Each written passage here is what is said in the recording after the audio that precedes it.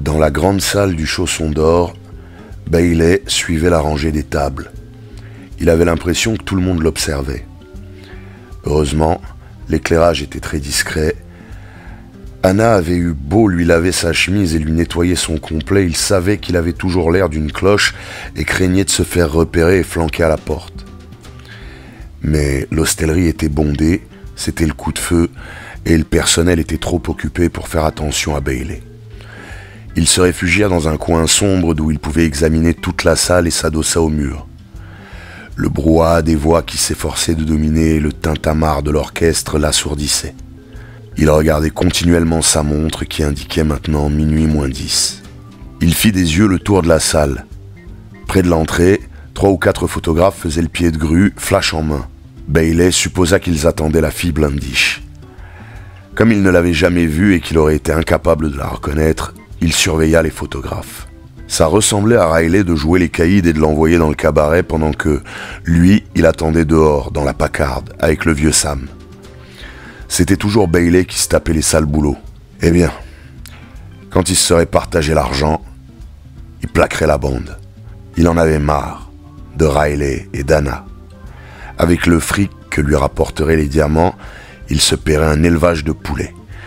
Il était d'une famille de paysans. S'il n'avait pas eu la poisse et n'avait pas tiré 3 ans de tôle, jamais il ne se serait associé avec Riley. Le cours de ses pensées fut brusquement interrompu. L'orchestre s'était arrêté au milieu d'un refrain pour attaquer une version jazzée de Bon anniversaire. Nos vœux les plus sincères. La voilà, se dit Bailey en se dressant sur la pointe des pieds pour regarder par-dessus les têtes. Tout le monde s'était arrêté de danser et regardait en direction de l'entrée. Les photographes se bousculaient cherchant l'angle le plus favorable. Un projecteur éblouissant s'alluma au moment où Miss Blandish fit son entrée, escortée par un beau garçon bien bâti en smoking.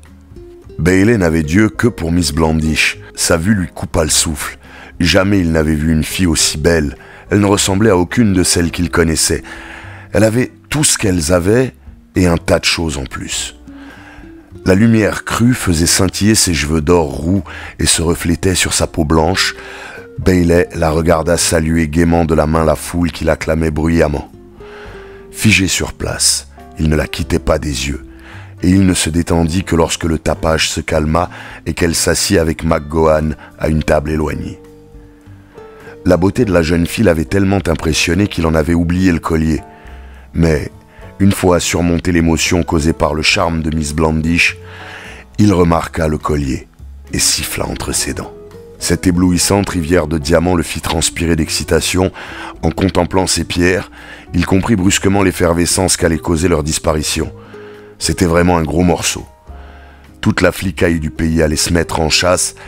Il avait peut-être eu tort de conseiller à Riley de s'en emparer, songea-t-il en essuyant ses mains moites. Une fois qu'il tiendrait le collier, ça barderait drôlement. Bailey regarda du côté de la table de Miss Blandish. Il remarqua que McGowan était très rouge. Il buvait sans arrêt. Comme il remplissait une nouvelle fois son verre, Miss Blandish posa sa main sur la sienne, comme pour l'empêcher de boire. McGowan se contenta de lui sourire, vida son verre, se leva et entraîna Miss Blandish sur la piste de danse. « Ce gars-là est en train de se cuiter », se dit Bailey. « S'il continue à se pinter comme ça, il ne tiendra bientôt plus sur ses quilles. » L'assistance se déchaînait. Tout le monde semblait plus ou moins saoul. Bailey renifla d'un air de mépris. « Dès que les gens ont du pognon, ils se conduisent comme des cochons », songea-t-il amèrement. Il repéra Miss Blandish que la foule semblait happer. Elle s'écarta brusquement de McGowan et se fraya un passage vers leur table. McGowan la suivit en protestant. Ils s'assirent et McGowan se remit à boire. À une table proche de Bailey, une fille blonde se querellait avec son cavalier, un gros homme d'âge mûr qui paraissait salement éméché.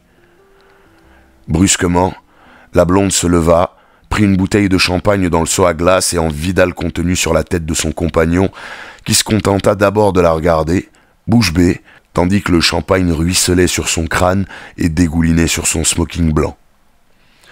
La blonde remit la bouteille dans le seau et se rassit. Du bout des doigts, elle envoya un baiser au gros homme. Les gens qui les entouraient s'étaient tous retournés pour regarder la scène et quelques-uns des hommes riaient. Le gros homme se leva lentement, son visage rougeau convulsé de rage. Il balança le contenu de son assiette de soupe au visage de la jeune femme, qui se mit à pousser des hurlements stridents. Un jeune homme bondit sur ses pieds et décocha un coup de poing au gros homme, qui partit à la renverse et percuta la table voisine dans un fracas de verre et de vaisselle cassée. Les deux femmes assises à cette table se dressèrent en glapissant. « Des cochons », se dit Bailey. Son regard se reporta de l'autre côté de la salle, sur Miss Blandish. Elle était debout et secouait le bras de McGowan d'un air impatient. Ce dernier se leva péniblement et la suivit vers la sortie. La fille qui avait reçu l'assiette de soupe à la figure hurlait toujours. Une bagarre s'était déclenchée entre le genou et deux poivreaux. Les combattants refluèrent jusqu'à Bailey, l'empêchant de suivre Miss Blandish. Il se dégagea à coups de poing, repoussa les trois hommes et gagna rapidement la sortie. Il passa devant McGowan qui attendait Miss Blandish, adossée au mur du vestibule. Il courut le long de l'allée et regagna la Packard. Le vieux Sam était au volant et Riley était assis à côté de lui. « Ils vont sortir dans 1 minute », annonça Bailey en s'asseyant derrière Riley. « C'est la fille qui conduira. Son mec est complètement gelé. »« D'écart », dit Riley au vieux Sam. « On s'arrêtera devant la ferme qu'on a vue en venant. On laisse la fille passer, on la rattrape et on la coince sur le bas-côté. » Le vieux Sam passa en première et la Packard démarra silencieusement. Bailey alluma une cigarette et tira son revolver de son baudrier d'épaule. Il posa l'arme sur la banquette à côté de lui. « Elle a les diams ?» demanda Riley. « Ouais. » Riley était plus grand et plus mince que Bailey, et il avait 5 ou 6 ans de moins. S'il n'avait pas louché, il aurait été assez beau garçon, mais son strabisme donnait un regard fuyant et veule. Le vieux Sam fila pendant 1 kilomètre, puis, en approchant de la ferme, il ralentit, rangea la voiture sur le bas-côté et s'arrêta. « Descends et va faire le paix », ordonna Riley. Bailey prit son revolver, jeta sa cigarette et descendit de voiture. Il attendit au bord de la route, il apercevait au loin les lumières de l'hostellerie et percevait vaguement les flonflons de l'orchestre. Au bout de quelques minutes, il distingua les phares d'une voiture qui s'approchait. Il courut à la Packard. « Les v'là !» Le vieux Sam tira sur le démarreur au moment où Bailey montait. Un cabriolet décapotable Jaguar le dépassant en trombe. C'était Miss Blandish qui conduisait. McGowan semblait avoir tourné de l'œil. « Fonce !» dit Riley. « Leur chignol est rapide, les laisse pas filer. » La Packard bondit à la poursuite de la Jaguar. La nuit était noire et sans lune. Le vieux Sam alluma ses phares dont le pinceau illumina la Jaguar. La tête de McGowan dodelinait. « C'est toujours pas lui qui nous cherchera des crosses, » déclara Bailey. « Il est plein comme une outre. » Riley grogna. Au virage suivant, ils pénétrèrent une région boisée. À cette heure-là, la route était complètement déserte. « Au poil !» dit Riley. « Coince-la !» L'aiguille du compteur atteignit le 110, puis le 115. La Packard tenait la route sans flotter. Le vent de leur course se mit à siffler et les silhouettes des arbres devinrent indistinctes. La distance entre les deux voitures ne changeait pas. « À quoi tu joues ?» demanda Riley au vieux Sam. « Je t'ai dit de la coincer !» Le vieux Sam écrasa l'accélérateur au plancher. La Packard gagna quelques mètres, mais la Jaguar fit un bond en avant et la distance augmenta. « Elle est trop rapide pour ce taco !» déclara le vieux Sam. « On la rattrapera pas !»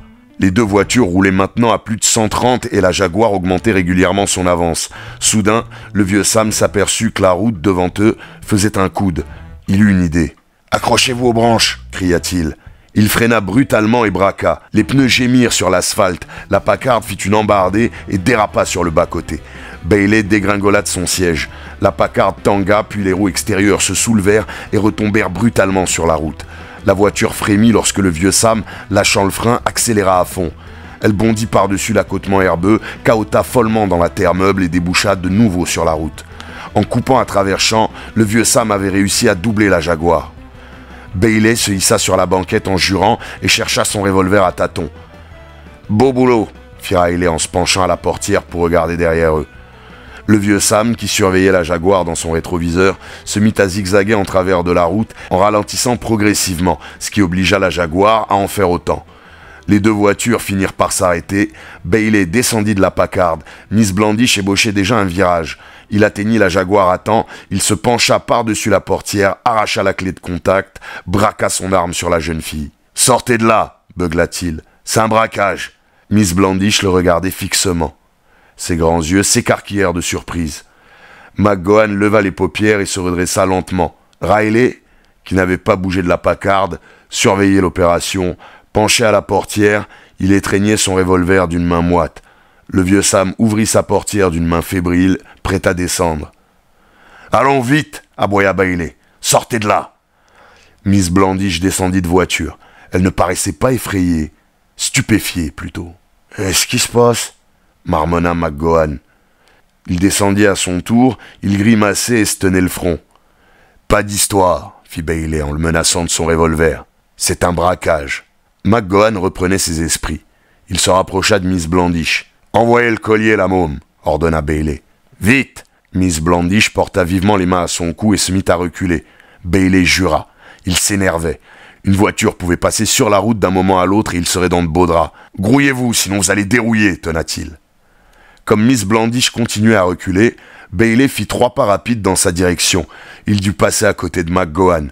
Ce dernier revint brusquement à la vie et lui lança son poing au visage. Bailey trébucha, perdit l'équilibre, tomba lourdement et lâcha son revolver. Miss Blandish poussa un cri. Riley ne bougeait pas. Il estimait que Bailey était assez grand pour se débrouiller tout seul et il ne tenait pas à ce que Miss Blandish ou McGowan puissent l'identifier si jamais l'affaire tournait mal. Il se contenta d'ordonner au vieux Sam d'aller surveiller la jeune fille. Le vieux Sam se glissa près de Miss Blandish qui ne parut pas s'apercevoir de sa présence. Elle regardait toujours Bailey, qui s'était dressé sur un genou et secouait la tête en jurant. Le vieux Sam s'arrêta près d'elle, l'air balourd, mais il était prêt à l'empoigner si elle tentait de s'échapper. Bailey regarda McGowan s'approcher en titubant, toujours saoul, mais très combatif. Bailey se releva à temps. Son poing atteignit McGowan sous l'oreille, mais le coup manquait de puissance et n'arrêta pas l'homme qui lui décocha un direct du droit dans l'estomac. Bailey grogna et tomba à genoux. Ce salaud avait du punch, mais pourquoi Riley ne venait-il pas? Avant qu'il ait pu se relever, le poing de McGowan l'atteignit à la tempe et il roula dans l'herbe. Riley poussa un juron et sauta de voiture.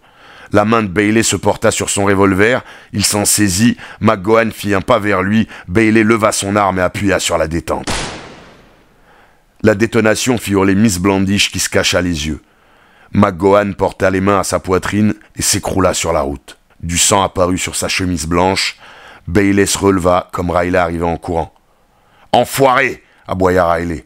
Il se pencha sur McGowan, puis tourna les yeux vers Bailey qui s'était approché et contemplait le corps, le visage défait. « Il est mort, pot de fesses. Pourquoi tu l'as descendu? Nous v'là bien maintenant. » Bailey passa un doigt dans son col et tira de toutes ses forces.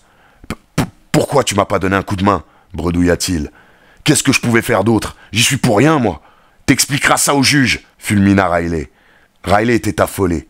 Ils allaient être recherchés pour meurtre. Ils étaient tous bons pour la poêle à frire si jamais ils se faisaient pincer. Bailey se tourna vers Miss Blandish, qui ne quittait pas des yeux le cadavre de McGowan. « Va falloir l'effacer elle aussi, dit-il à Riley. « Elle en sait trop. La ferme !» coupa Riley. Il regardait fixement Miss Blandish. Une idée lumineuse lui était brusquement venue à l'esprit. C'était une occasion unique de palper la grosse galette. Le père de la petite était riche à millions et paierait ce qu'on voudrait pour la récupérer. « Elle vient avec nous », déclara-t-il. Miss Blandish faussa brusquement compagnie au vieux Sam. Elle fit volte-face et s'enfuit en courant sur la route. Riley se lança à sa poursuite en l'injuriant. Elle l'entendit arriver et se mit à hurler. Il la rattrapa, l'empoigna par le bras et, au moment où elle se retournait, l'assomma d'un direct au menton. Il la saisit au moment où elle s'effondrait, la souleva dans ses bras et la porta jusqu'à la pacarde. Il la jeta sur la banquette arrière. Bailey s'approcha. « Hé, minute !» Riley lui fit face, l'air furieux, et la grippa par le devant de sa chemise. « Te mêle pas de ça, toi !» rugit-il. « Tu nous as foutu un meurtre sur le dos. S'il nous poisse, on y passe tous. À partir de maintenant, tu fais ce que je te dis. Tire-moi ce cadavre de la route et planque la bagnole, compris ?» Sa voix exprimait une telle haine que Bailey en fut suffoqué. Il hésita, puis, comme Riley le lâchait, il rejoignit le vieux Sam qui était resté pétrifié comme un bœuf qui vient de recevoir un coup de merlin. Avec l'aide du vieux Sam, il remit le corps dans la Jaguar, prit le volant et s'en fut planquer la voiture dans le bois, à l'écart de la route. Les deux hommes regagnèrent la pacarde au pas de course. « T'es dingue d'enlever cette môme, dit Bailey en s'asseyant à côté du vieux Sam. On va avoir les fédés au cul, on tiendra le coup combien de temps à ton idée? La ferme !» explosa Riley. Maintenant que t'as tué ce mec, plus question de fourguer le collier. Où tu crois qu'on va trouver le pèse si c'est pas Blandish qui nous en refile? Il est bourré de millions, il raquera ce qu'on voudra pour sa gosse. C'est notre seule chance. Et maintenant, boucle-la. Et toi, Sam, démarre. On va chez Johnny, il nous planquera. T'es sûr de ce que tu fais? Demanda le vieux Sam en lançant le moteur. À cause de cet enfoiré, on n'a plus rien à perdre, répondit Riley. Je sais ce que je fais. Fonce! Pendant que la voiture prenait de la vitesse, Riley se tourna vers Miss Blandish, écroulée dans un coin. Il lui ôta le collier du cou. « T'as une lampe ?» demanda-t-il à Bailey. Bailey tira une torche électrique de sa poche et l'alluma. Riley examina les diamants à la lueur de la torche. « Ouais, faut reconnaître qu'ils sont chouettes, » admit-il. « Mais je vais pas essayer de les fourguer. Si Blandish veut les récupérer, il aura qu'à payer pour. C'est moins risqué. » Bailey remua sa lampe, dont le pinceau vint éclairer Miss Blandish. Elle était toujours inconsciente. Malgré l'échymose due au coup de poing de Riley, c'était encore la plus jolie femme que Bailey eût jamais vue. « Quel morceau !» fit-il en exprimant toute sa pensée. « Elle n'est pas blessée ?» Riley jeta un coup d'œil à la jeune fille évanouie et son regard se durcit. « Elle a rien. Et fourre-toi bien dans la tête qu'il lui arrivera rien. Alors commence pas à te monter le bourrichon, hein ?» Bailey éteignit la lampe. La voiture fonçait dans la nuit.